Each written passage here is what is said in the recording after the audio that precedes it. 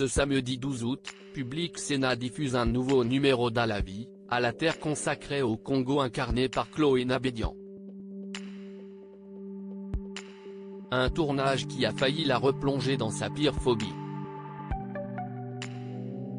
Elle n'a pas peur des défis. Après 6 ans passés à la météo de France 2, Chloé Nabédian a créé la surprise en annonçant aux téléspectateurs qu'elle partait vers d'autres aventures. À la fin de son dernier bulletin, elle avait expliqué vouloir développer d'autres projets autour du climat. Parmi ceux qui se sont concrétisés, l'émission À la vie, à la terre diffusée d'abord sur TV5 Monde puis sur Public Sénat. Dans ce nouveau magazine documentaire consacré à l'environnement, l'animatrice engagée est partie aux 4 coins du monde, là où le dérèglement climatique menace dangereusement les populations locales. Cela a été l'apprentissage d'un nouvel exercice où je suis sortie de ma zone de confort mais c'était passionnant. L'équipe bienveillante m'a donné des ailes et m'a permis de m'épanouir, a-t-elle confié à Télé Loisirs.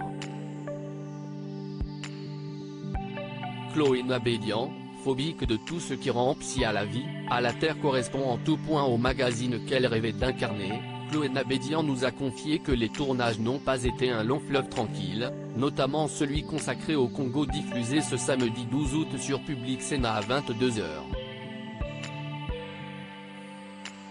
J'ai une phobie de tout ce qui rampe et j'ai dû combattre ma phobie pendant 2 semaines parce qu'on a dormi avec les populations autochtones sous une tente dans les forêts tropicales, révèle la journaliste qui a fait ses débuts sur iTélé.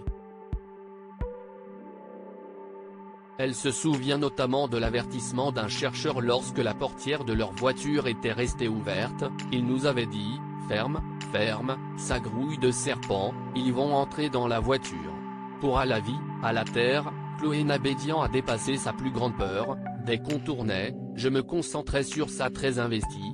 Chloé Nabédian arrivait à surmonter sa phobie le temps d'enregistrer les séquences du documentaire. Dès qu'on tournait, je me concentrais sur ça donc j'arrivais à oublier, et dès qu'on ne tournait plus c'était panique à bord. Mais heureusement, la journaliste n'a pas été directement confrontée à sa terrible angoisse. On a vu de très loin un gorille et de très loin un éléphant mais on n'a pas du tout vu de serpent. Finalement, ça a été un peu la morale, si est que si est souvent la peur qui vous paralyse plus que le fait de voir réellement ce qui est en train de se passer, conclut-elle. Plus de peur, que de mal.